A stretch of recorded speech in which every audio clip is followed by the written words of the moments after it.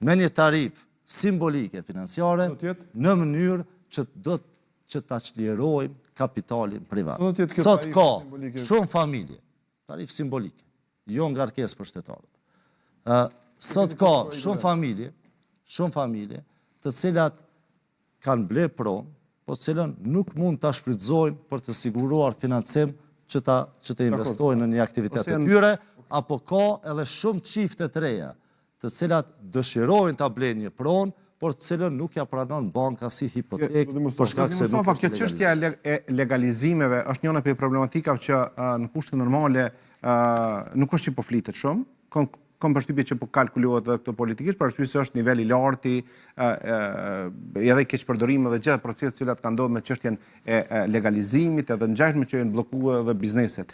Ajo çështja që unë prapë po insistoj është kjo norma e interesit, cila është dora e shtetit në raport me bankat që janë duke u sjellë me qytetarin posaçërisht, po dhe me tjerët që marrin kredi në mënyrë jashtëzakonisht për mua jo miqësore, dhe cila kishte mujt me qenë dora e shtetit në raport me këto banka. Ka qenë premtimi shkëlqyeshëm krimi i Bankës së Kosovës, nuk u jetësu, nuk u jetësu. Po, përmendet bankën zhvillimore, mendoj që është... Jo, Banka e Kosovës. Jo, premtimi i vetëvendosis ka qenë për bankën zhvillimore.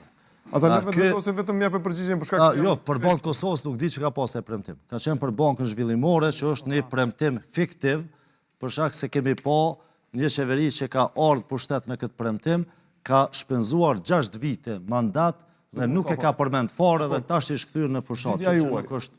Pyetjen e Malogut shkurt. Shqiptani, sot kemi një situatë ku kursimet, depozitat në banka nuk po mjaftojnë për të financuar kërkesën për kredi.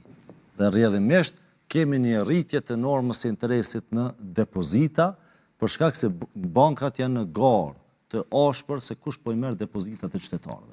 Pse nuk ka depozitat mjaftueshme qytetarëve, ose kjo ekonomi nuk po ka kapacitet për të gjeneruar kursime.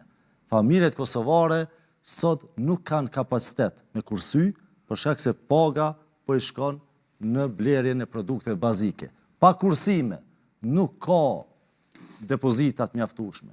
Pa depozitat mjaftueshme, nuk ka fondet mjaftueshme për më dhënë kredi. Dhe kur fondet janë pa mjaftueshme, rritet çmimi i këtyre fondeve.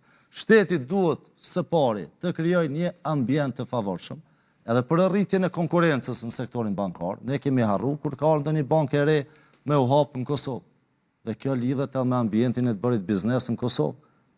Kemi harruar kur u hap ndonjë bankë e re serioze me ardhur në Kosovë. Ju kujtohet koha kur kemi pas banka prestigjioze që kanë ardhur në Kosovë.